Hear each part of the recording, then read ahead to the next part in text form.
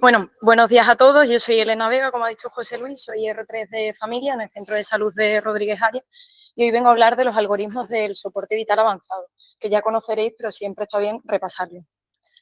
Este es el índice con los puntos que voy a abordar en esta sesión. Comenzaré hablando con los objetivos de la misma, una pequeña introducción, lo que consiste en la RCP básica, y ya centrándonos en la RCP avanzada, hablaremos del algoritmo ABCDE, los tipos de ritmos en los que nos podemos encontrar a nuestro paciente, los desfibrilables y no desfibrilables, y las causas reversibles que han podido meter a nuestro paciente en parada, las famosas 4H y 4T, y finalmente las conclusiones.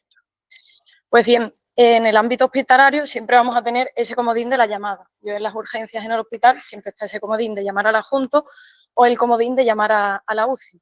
¿Pero qué es lo que pasa en la extrahospitalaria? Pues bien, tenemos a nuestro equipo de 3, como bien sabéis, con 6 manos y más allá de eso normalmente no tenemos nada más. Entonces hay que saber gestionar bien el estrés, conocer bien los algoritmos que vamos a tener que ir desarrollando para sacar a nuestro paciente de forma rápida y exitosa de la parada. Los objetivos, como he mencionado un poquito, pues van a ser capacitar al personal para optimizar nuestra atención inicial y temprana, mejorando la supervivencia y pronóstico de nuestro paciente, reconocer y aplicar los algoritmos de soporte vital avanzado, desarrollar habilidades y asegurar la intervención eficiente y oportuna, siempre tomando decisiones rápidas basadas en la evidencia y los protocolos actualizados. Definiendo ya lo que constituye una parada cardiorrespiratoria, hablamos de una interrupción brusca, inesperada y potencialmente reversible, tanto de la actividad mecánica del corazón como de la respiración espontánea. Es por esto que vamos a tener un transporte de oxígeno a la periferia que no se va a desarrollar y va a ir en detrimento de nuestros órganos vitales, como bien es el cerebro. La RC nos dice que dentro de la RCP básica lo que tenemos que hacer inicialmente, cuando vemos que un paciente no respira, no responde, no tiene pulso y por tanto tampoco respira, vamos a alertar a los servicios sanitarios y comenzaremos inmediatamente, siempre que el ámbito sea seguro, comenzaremos con las maniobras de RCP, con 30 compresiones y 2 ventilaciones. Y en cuanto tengamos el desfibrilador, emplearlo. Bueno, aquí con un poquito de dislexia he escrito mal el ABCD, pero lo que tenemos que hacer con nuestro paciente es seguir el algoritmo. No he mencionado la X, pero creo que ha quedado bastante clara con la presentación de nuestras compañeras y lo que tenemos que hacer es seguir estas letras para que no se nos escape nada, ya que siempre tenemos que valorar, en primer lugar, la vía aérea, la ventilación de nuestro paciente, la circulación, el disability o el daño neurológico y finalmente la exposición, siempre siguiendo este orden para que nada se nos olvide. En cuanto a la vía aérea, ¿qué tenemos que hacer con nuestro paciente? Una vez que, bueno, o bien está parado o bien está en una situación de periparada. Tenemos que asegurar que nuestra vía aérea esté abierta y permeable y vamos a sospechar que nuestro paciente tiene un problema en esta vía aérea cuando vemos un aumento del trabajo o bien tenemos ruido respiratorio. ¿Qué le ha podido pasar a nuestro paciente para que tenga un problema en la vía aérea? Pues bien, podemos tener una depresión del sistema nervioso central, ya sea por un traumatismo craneoencefálico, abuso de drogas o uso de determinados fármacos. También podemos encontrarnos con que nuestro paciente ha tenido una obstrucción, ya sea por algo líquido como vómito, sangre o bien un cuerpo extraño. También podemos encontrarnos con una afectación, bien sea una infección, inflamación, epiglotitis, etcétera.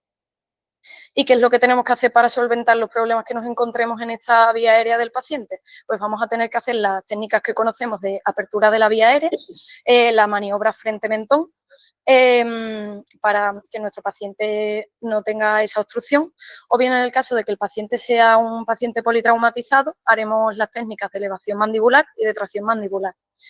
En cuanto a instrumentos que podemos utilizar, si bien vemos que el paciente tiene un cuerpo extraño que visualizamos dentro de la vía aérea, haremos uso de las pinzas de Mayo. En el caso de que veamos vómitos o sangre, pues haremos uso de la aspiración.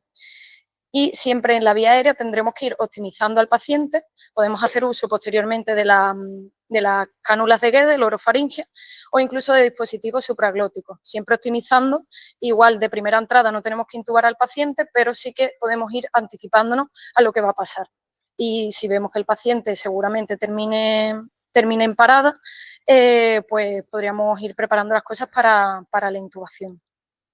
En el caso de que finalmente, y no tiene por qué ser en este primer punto, terminemos intubando al paciente, los parámetros que ya conoceréis del ventilador serán un volumen total en torno a los 500, aunque deberíamos ajustarlo al peso y altura ideal del paciente, unos entre 7 milímetros por cada kilo del paciente.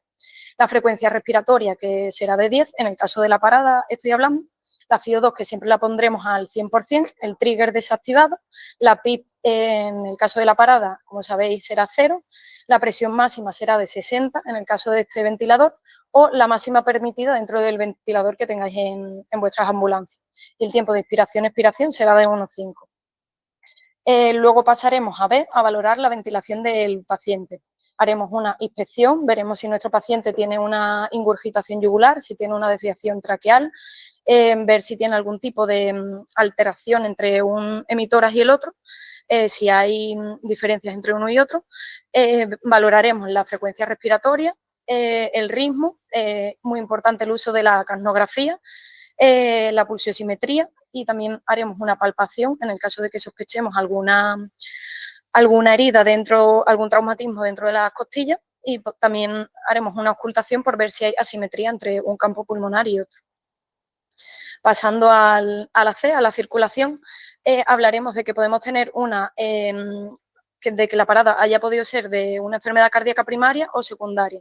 En este caso valoraremos, en el paciente parado no, pero en el caso de que el paciente esté en periparada, valoraremos la frecuencia cardíaca, la tensión arterial, valoraremos el relleno capilar de nuestro paciente y la temperatura. Y en el caso de que tengamos una alta sospecha de que nuestro paciente se ha parado por un infarto, haríamos aquí en este punto el electro.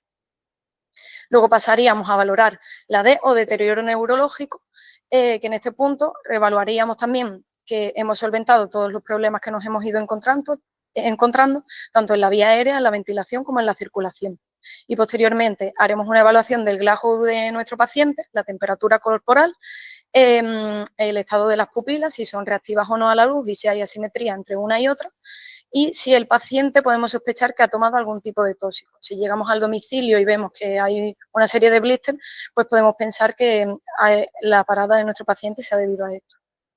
Y luego, por último, dentro de la E tenemos que valorar la exposición de nuestro paciente. Tenemos que garantizar siempre la privacidad e intimidad del paciente en la medida de lo posible, y en el caso de que nos encontremos en un ámbito extrahospitalario, en la calle, con lluvia y demás, pues siempre tenemos que asegurar que nuestro paciente no pierda temperatura corporal y secar la ropa en caso de que fuese necesario.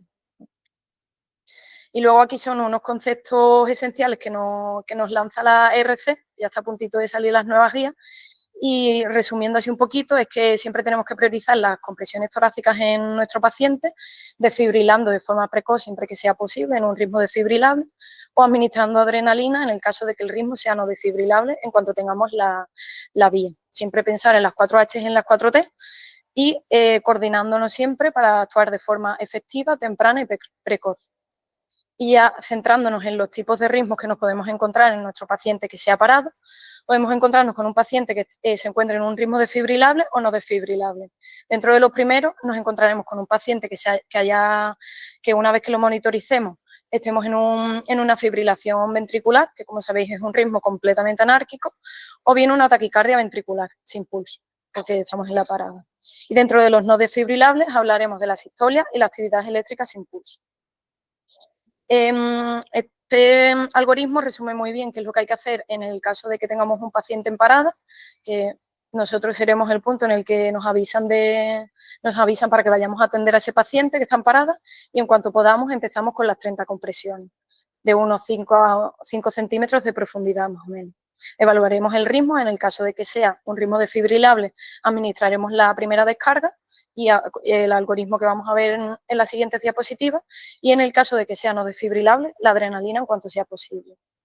Dentro de los ritmos desfibrilables, lo que tenemos que hacer siempre son las 30 compresiones y las 2 ventilaciones, con esa optimización de la vía aérea que hemos ido comentando, bien tengamos un dispositivo supraglótico, bien esté intubado, o bien con AMBU y Guedel. Y haremos uso de las descargas, la adrenalina y la miodarona. Y he puesto ahí en pequeñito la lidocaína porque sería la alternativa en el caso de que no tuviésemos la miodarona. Dentro de los ritmos desfibrilables podemos encontrarnos con dos escenarios. Tenemos la parada que no ha sido presenciada, o sea, y por tanto no teníamos al paciente monitorizado, que en este caso haremos siempre, al igual que los ritmos no desfibrilables, las revaloraciones del paciente, del ritmo, cada 2 minutos. Comenzaríamos en cuanto tengamos al paciente monitorizado, le daríamos nuestra primera descarga y estaríamos 2 minutos de RCP avanzada sin valorar lo que está pasando en el monitor. Haríamos la evaluación cuando pasasen esos 2 minutos, que sería interesante siempre que empecemos a monitorizar el paciente o cuando sepamos que le hemos dado la primera descarga, mantener los tiempos constantes, ya que en esas situaciones de estrés es normal perderse un poco con los tiempos, o al menos a mí me pasa. Cuando han pasado esos 2 minutos iniciales daríamos una segunda descarga y ya sería en los siguientes 2 minutos después de realizar ese 32 cuando daríamos la tercera descarga. En esta tercera descarga es cuando administraríamos la primera dosis de adrenalina, que como bien sabéis es 1 miligramo, intravenoso y directo, y 300 miligramos de amiodarona. En el caso de que no tengamos la amiodarona serían 150 de lidocaína, directos y podemos lavarlo con suero. Pasarían otros 2 minutos de RCP con ese 32, revaloraríamos otra vez el ritmo que tiene el paciente y si persiste en un ritmo desfibrilable, daríamos esa descarga y ya sería en el quinto ciclo cuando volveríamos a administrar la adrenalina, otro miligramo, y en este caso serían 150 de amiodarona, que sería la última amiodarona que administraríamos, y los 50 de lidocaína en el caso de que no tuviésemos la amiodarona. Pasarían otros 2 minutos y volveríamos a revalorar el ritmo de nuestro paciente, que sigue en parada, pues daríamos una nueva descarga y seguiríamos de esta forma en ciclos alternos, o sea, en el tercero, quinto, séptimo, administrando o sea, a partir del séptimo, noveno, adrenalina únicamente. Tenemos otro escenario dentro de los ritmos desfibrilables, que es la parada, que tenemos ya al paciente monitorizado. Estamos prediciendo que nuestro paciente va a entrar en parada y en ese transcurso de que tenemos monitorizado al paciente, el paciente se para y vemos un ritmo de FV o de TV sin pulso. En este caso, el algoritmo cambia un poquito y empezaríamos inicialmente con 3 descargas. La forma de proceder sería darle una primera descarga, revalorar si el paciente ha recuperado circulación espontánea. En el caso de que no la haya recuperado, administraríamos una segunda y volveríamos a valorar. Si el paciente igualmente no ha vuelto a circulación espontánea, administraríamos una tercera descarga. Y en este caso emplearíamos 300 miligramos de amiodarona. Pasarían 2 minutos de RCP avanzada con 32 y volveríamos a administrar una segunda descarga, siempre revalorando cada ciclo qué es lo que le ha pasado a nuestro paciente. Y sería ya en el tercer ciclo cuando administraríamos la primera adrenalina, que sería 1 miligramo, y como ya hemos administrado previamente los 300 de amiodarona, administraríamos en este caso los 150 de amiodarona, y ahí nos quedaríamos con la amiodarona. Pasarían 2 minutos y volveríamos a valorar cómo se encuentra nuestro paciente, si ha habido algún tipo de cambio y daríamos una descarga. Pasados los siguientes 2 minutos, volveríamos a administrar la descarga y la adrenalina. ¿Y qué es lo que pasa cuando estamos en la otra parte del algoritmo, los ritmos que son no desfibrilables? La sistolia y la actividad eléctrica sin pulso. Pues bien, en este caso no vamos a hacer uso de las descargas, sí que haremos el 32 y haremos uso únicamente de la adrenalina. Esta imagen no me gusta tanto como las anteriores, pero bueno, creo que queda más o menos claro lo que sería el algoritmo. Siempre que tengamos la vía, en cuanto la tengamos, ya sea una vía venosa periférica o la intraósea, administraríamos 1 miligramo de adrenalina lavado con suero y pasarían 2 minutos de reanimación. Valoraríamos qué le ha pasado a nuestro paciente, si sigue en un ritmo no desfibrilable, seguiríamos otros 2 minutos nuevamente y sería en ciclos alternos, como anteriormente, cuando iríamos administrando la adrenalina únicamente. Y luego, una vez que estamos en este transcurso de ir con la adrenalina, las descargas y demás, tenemos que pensar qué es lo que ha metido a nuestro paciente en parada, lo que conocemos como las 4H y las 4T que todos conocemos. Porque podemos estar reanimando a nuestro paciente, pero si no solventamos el problema que le ha metido en parada, no vamos a conseguir que nuestro paciente recupere la circulación espontánea. Hablamos de las 4H, como son la hipoxia, la hipotermia, la hipohiperpotasemia y la hipovolemia. Y dentro de las 4T hablamos del taponamiento, la trombosis, el neumotórax a tensión y los tóxicos. Dentro de la hipoxia hablamos de que tenemos que comprobar en el ABCD que hemos hecho de nuestro paciente porque este no está respirando bien. Podemos hacer uso, que creo que en el DECU no hay gasómetro, como no he rotado todavía, creo que pues podríamos usarlo aquí. O si no, también que tenemos ahora el ecógrafo, podríamos ver si nuestro paciente tiene un edema agudo de pulmón, si ha tenido una neumonía, o bien qué es lo que le está pasando a nuestro paciente para que no esté respirando adecuadamente. Otra de las 4H sería la hipovolemia, que hay que buscar si nuestro paciente, como hemos visto en la sesión anterior, si nuestro paciente tiene algún tipo de sangrado, ya sea interno o externo, y con ayuda nuevamente del ecógrafo podemos valorar esos puntos mediante el EFAS, valorando si nuestro paciente tiene algún tipo de sangrado a nivel de algún punto, para así reponer la volemia y solventar ese problema. Luego hablamos de los trastornos hidroelectrolíticos, que también podríamos hacer uso, pero en la extrahospitalaria igual no es posible, de la gasometría para ver si nuestro paciente ha tenido alguna alteración en el potasio que podamos corregir para sacarlo de la parada.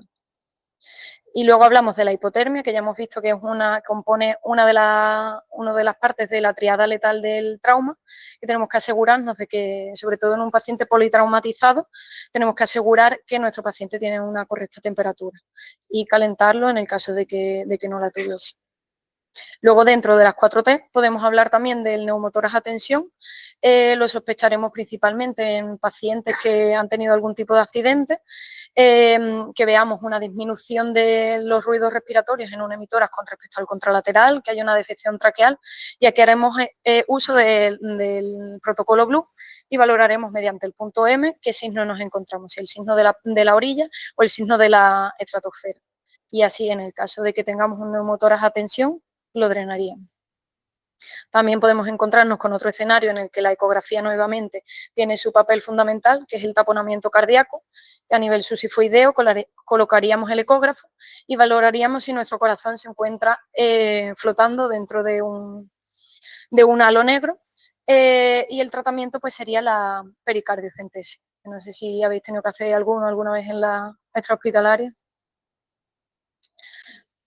Y luego nos encontramos con la trombosis, que nos encontraríamos que hay una obstrucción en el flujo sanguíneo, bien sea a nivel cardíaco o bien a nivel pulmonar.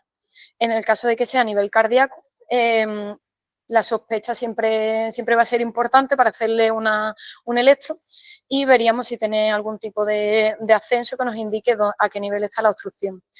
Y si fuese a nivel pulmonar, la ecografía nuevamente vuelve a tener su papel importante, en el que veríamos un colapso de cavidades derechas, también veríamos una dilatación de la vena cava inferior, compresión de la aurícula izquierda, y también sería eso, el ecógrafo vuelve a tener su importancia. Y finalmente los tóxicos, que como comentaba antes, la sospecha siempre va a ser importante. En el caso de que vayamos a algún domicilio en un intento autolítico y veamos blister, pues siempre va a ser fácil sospecharlo. Habrá otras veces en las que no sea tan sencillo. Y bueno, finalmente cierro con las conclusiones, y la parada siempre va a ser un momento de estrés, tanto para los sanitarios como la familia, en el caso de que vayamos al domicilio y se encuentren allí, y siempre mantener la calma y recordar estos algoritmos va a ser crucial, ya que nos va a ayudar a actuar de forma rápida, segura y concisa. Siempre, en cuanto diagnostiquemos una parada, tenemos que hacer uso de las compresiones siguiendo los algoritmos en el 32, valorar el tipo de ritmo, seguir siempre el ABCD, con la X primero en el caso de que sea un traumatismo y sospechemos de una hemorragia sanguinante, y veremos si el paciente tiene un ritmo desfibrilable, que haremos uso de las descargas en cuanto tengamos el monitor conectado, y haremos uso de los fármacos adrenalina y amiodarona, siempre en ciclos alternos, comenzando con 300 de amiodarona y luego 150 de amiodarona, y luego únicamente la adrenalina. Y en el caso de que el ritmo sea no desfibrilable, haremos reevaluaciones también cada 2 minutos y haremos uso de la adrenalina en ciclos alternos, y la primera adrenalina siempre en cuanto tengamos la vía. y siempre pensar en qué causa ha podido meter a nuestro paciente en la parada, ya que por mucho que reanimemos al paciente, si no le estamos solventando el problema que le ha metido en la parada, no vamos a poder conseguir esa recuperación de la circulación espontánea. Y el trabajo en equipo, que al final somos 6 manos en la ambulancia y tenemos que optimizar siempre recursos y actuar de forma rápida y precoz. Esta es la bibliografía, que dentro de poquito ya saldrán las nuevas guías. Y no sé si hay alguna pregunta.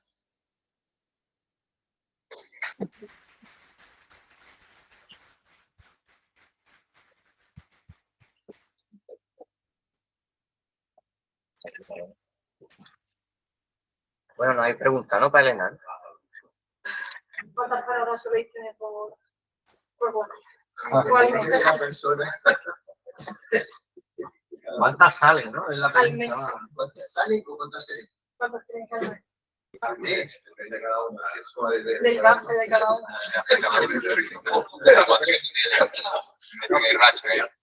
¿Cuántas seguidas? Hay veces que te llevan algunos meses. Está claro que es un trabajo partido. Está trabajando. Una de cada 100. Todo el mundo quiere una parada. Normalmente las Todo el cosas mundo quiere parada. son presenciadas o porque hay una buena RCP que se para cuando llega por lo menos diferencia. Si no, puede ser Pero en el hospitalario o en En hospitalario. Y en el hospital todo el mundo con adultos grito.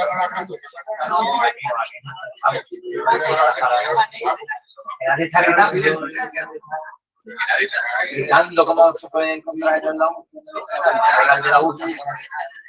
Sí.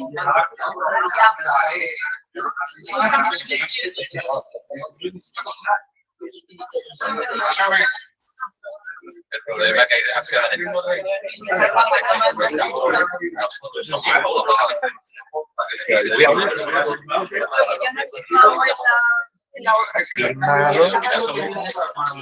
Y entonces no digo